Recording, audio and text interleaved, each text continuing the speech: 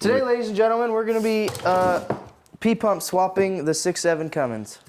All right, Kellen's got a coolant leak on the compensator, so we gotta figure out where it's leaking from. What's your guess? Well, I'm guessing head gasket. yeah. I do have a leaking valve cover. Your coolant coming from your valve cover? Yep. That would be pretty unfortunate. My guess is gonna be the water pump gasket. While we're in there, if we end up doing the water pump, we'll probably throw a thermostat in it. It's our first video in the new garage. This thing's huge, considering. What's the total height of this thing, Kellen? Pretty so this tall. thing's 87 inches tall. So the fact that we can fit it in the new garage is pretty sweet. So I got a nice Mac coolant pressure test kit. I got this thing used off of Marketplace. This kit comes with a bunch of adapters and everything, but we don't need them right now. So when you're pressure testing it, you want to pressurize it to what your cap is rated for. This one says 18 pounds. So Kellen's gonna go ahead and stroke the pump until we get up to 18 psi. That was fast. We're there. You always want to do it from where your pressurized cap is. If your high pressure release cap is on your radiator, do it from there. If it's on your reservoir, do it from there. Is anything leaking? Not that I can see. So there's one thing that's a little concerning that's not related, but this boost line coming straight from my turbo, looks like our boot is coming off. Maybe a little bit. I'm not seeing anything. I mean, it's wet under here, right below my crank pulley or my harmonic balancer. You also need a new Serpentine Belt. Why? It's cracking. It's got a bunch of cracks in the grooves. This water pump looks pretty easy to do. Go ahead and start it up. Maybe it's leaking from the impeller once it's actually running. I don't know. I think I see it starting to pool up underneath the water pump. All right. Did you see anything? I do not, actually. Well, let's think about it. What has an external coolant port on your engine? You have your water pump, Just the water and your pump. thermostat. So the other common thing is the EGR cooler. Which I don't have. Let me see underneath. How's this light work? Push the button and it turns on. I knew that. Yeah, you got some oil down here. Yeah, I bet it's your water pump. Yeah, I think it's the bottom of the water pump. So you can see we got the 19 PSI in there. Just comes to the top of the radiator. And then if it'll focus. Oh, come on. There we go. Down on the bottom, it's pulling up a little bit, and then it's actually running down. A couple of drips right there. Yeah, there we go. There's one drip. So it's actually running down that timing cover right there, and then it's dripping off of the pan. All right, final diagnosis is water pump. We're gonna throw a new water pump at it and a new thermostat while we're in there, and all the coolant's drained, and then hopefully that fixes our problem. So we're currently draining the coolant out. There's a 16 millimeter right there. Let it all drain. While Kellen's taking a leak, we can go over the parts that we got. All these parts, what do we got? A Master Pro Serpentine Belt. Hopefully it's the right length. We got the Murray. The only unfortunate part about this, so when we got to the parts store, they had two options. They had a 7-blade water pump, and they had a 5-blade. Based on looking it up, the 6.7s have the 7-blade, but unfortunately it's still a composite housing, or a composite impeller, and it's not upgraded any type of metal. It'll still work fine, but it's just not as ideal as if we were able to find an upgraded one. And then we have a low temp thermostat that we're gonna be throwing in there. This one's 190. Kellen said that he looked it up and the factory was 200? 200. Yeah, it was like 200 degrees. So it should help when he's towing, doing all of his excessive mall crawling. He's gonna collapse on you. Hopefully. Fatty. I wish I had my Streamlight Pro. I have mine. That's a Ovolite. Olight. Olight. Some Chinesium POS. Chinesium, huh? Is this actually faster to do it by pumping it? Pressure is pressure, right? It's not necessary, but it may or may not be faster. What all have you done to this truck? As far as cosmetics, I put these headlights in. I put the grill on. I did my mirror lights. I did a 5-inch turbo back DPF back exhaust. DPF back. DPF back, yep. And then I did the Banks Monster Ram intake here. And the EGR is just getting cleaned right now, so that's why it's not on here. Yeah. So I have a blown head gasket. So what's my job here? Your job here? Supervising. Get me the tools I need to do my job. All right. You gotta call me Papa. I need a flathead, Papa. Yeah. Dude, where are my screwdrivers? Right here. Gonna remove this air box. Someday I'll get a Banks intake when I can afford it. Or if my Papa can buy me one.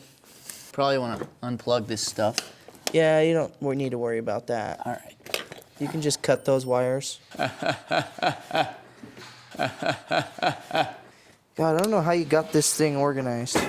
It's not, because I've had people use it before that did not put tools back. Huh. Who? Name drop. It's him.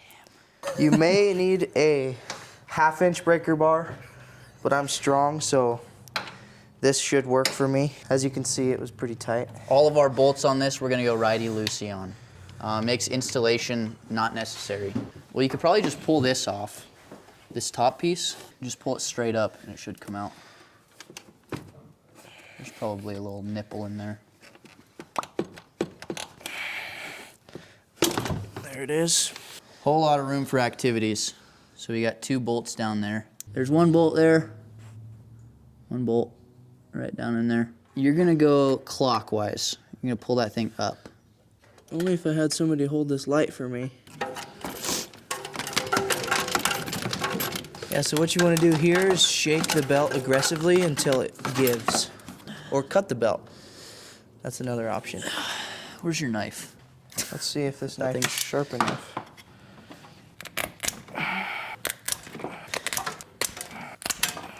Pull it out. Apparently, it's wrapped around the crank. Okay, belt is out. This thing's like 40 feet long. See that? Whole lot of cracking going on in there. All right, that's off. So 2 10 millimeters. Once you break those loose, you might have a bunch of coolant fly out of there. And Jesus! What?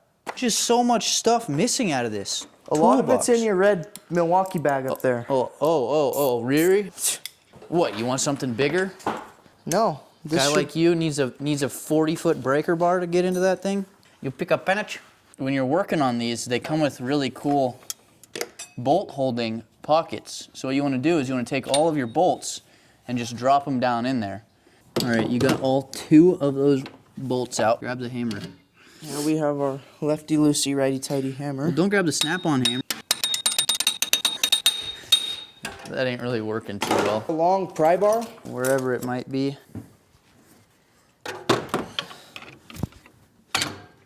Boom. Just like that. So it looks like we have to snake it out underneath the charge pipe over here, The fins are in good shape. which is nice. Sometimes you'll pull one of these water pumps out and those fins will be all chewed up But I bet you that's where our leak was. with all that corrosion. Yeah. All right, now we can go over what happens with these impellers. But if you look at it, your belt is always on one side of it. So it's gonna be pulling it up one direction or down or however it's oriented on this one. I think it's pulling it up the whole time, right? Is that what we decided? Correct. I think that, so the belt comes around it like this. So it's always pulling it up. So it's constantly spinning and it's trying to twist that shaft up.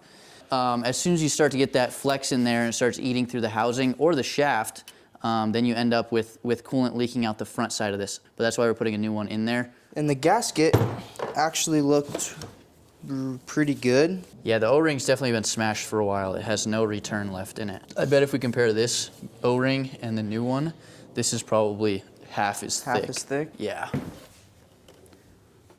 So there's our old seal and our new one. It's just been crushed for so long that the thickness is permanently that thin. So anytime we're doing a new surface, we'll use some razor blades and clean up the mating surface. So there's our gasket surface. We're gonna scrape that up and run some Scotch-Brite down where that O-ring sits inside. Got the new spinny thingy. And the weep hole always goes on the bottom. Or seep, weep, creep, sheep. Meep. And luckily, you don't really have to worry too much about your gasket seating because there's a groove inside. As long as it sits inside the groove, then you're good. Basically. Torque this to 180 foot-pounds. All right, dude. You're looking good. Make sure you get a helper that can see the stuff you're working on better than you can. Am I blocking your way? No. I'd recommend getting somebody who's turning the wrenches that knows what they're doing, who can actually work efficiently. Now, what do you always want to do before you put your belt on and start it up on a water pump? Spin your impeller. Make sure that it's not caught on anything. Exactly. Sometimes you get a mismachined part, the pulley's not pressed on all the way, and the shaft's sticking out some. So I'll always, anytime I'm doing a water pump, I'll install it, and I'll actually wiggle it too, to make sure that there's not like anything loose on it. Give these another little snug. I torqued myself this morning. Okay, so now it's time for the thermostat. Thermostat. Which isn't necessary, but like you said earlier, There's things that make sense to do while you're in there. And if you don't have coolant in your vehicle and your thermostat is original as far as you know, just replace it. There is a bleeder screw right on top. This is your highest point. So once we go to fill up the cooling system, we'll pull that out and then fill it up through the radiator. there's 3 bolts This here. guy. So we'll take those 2 bolts off for that top plate. Yeah, so we will have to pull that off. It is kind of weird that that plate is there. Grab an 11mm wrench to... So what you want to do here is round off these bolts. Okay, yeah, there is 3 down here. I don't think I can get to that 3rd one without an extension. Oh my gosh, figure it out. Okay, so I'm tightening these bolts. Why? That's a great question. So these appear to be similar quality. Design or quality? Well, obviously same design because it still has to work the same, but top is a little different. Orientation doesn't really matter. Yeah, this one's a vertical thermostat, so it really doesn't matter. We're just gonna use a razor blade, scrape up this guy pretty quick. Lordy, Lord.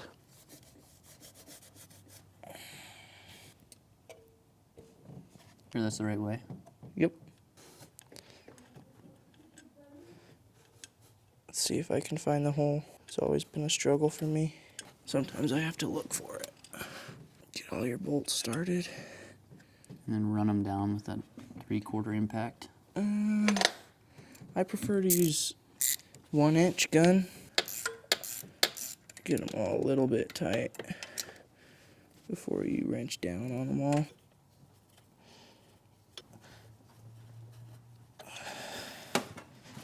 Nice and snug. And there we go. We could put that... All right, so we got the thermostat reinstalled, the water pump reinstalled, and the belt back on. The belt was kind of a pain. It took both of us. He was underneath and I was on the top. Pause. That thing is tight.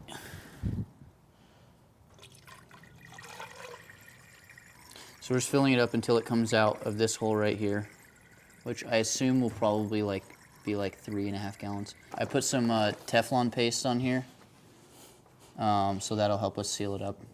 Seal it up. Huh? That will help with seal it up. Turn it sideways. First time, wash your truck in coolant. Oh, we're getting close. Maybe not. Just edging me. There it is. I'm gonna make sure we torque this to about 600 foot-pounds.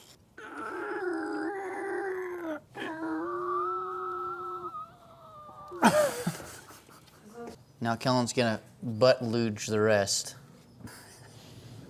That's exactly right. Get some ASMR of this. Boom, shakalaka. Okay, now I pop the air box back in. I should get a new filter. Yeah, that's easy enough to replace after. Yeah, but snap. Yeah, we're gonna throw this right back in because this is logical.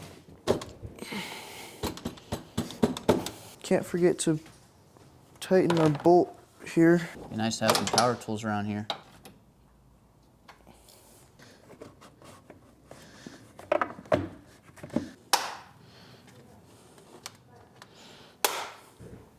Es muy importante to make sure that you don't have anything down here and you're all clear. Leave your ratchet on your tensioner. Yeah, that would. Or anything. That one's not like the worst. If you left your ratchet on the crank, that might be one of the worst places to leave a tool. Looks good to you? Yep. How about this hack job right there? Look at that. Spills coolant right there and doesn't even clean it up. I can't see it. That's what you're for. Now we start her up. See how bad she You got a leaks. cap over there? Probably leak worse than before. Hoops and dreams. Hopes and dreams.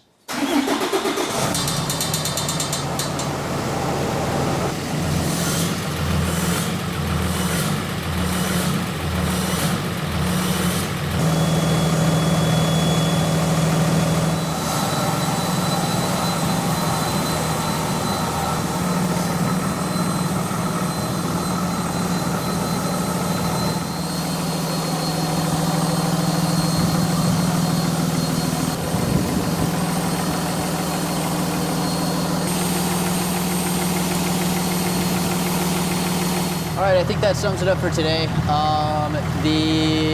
The compensator doesn't seem to be leaking anything else other than oil from the valve cover and maybe the oil pan front main. It's not terrible. We'll deal with that at some point. But the coolant leak seems like it's solved for now. We'll let you know if something changes. But that's it for today.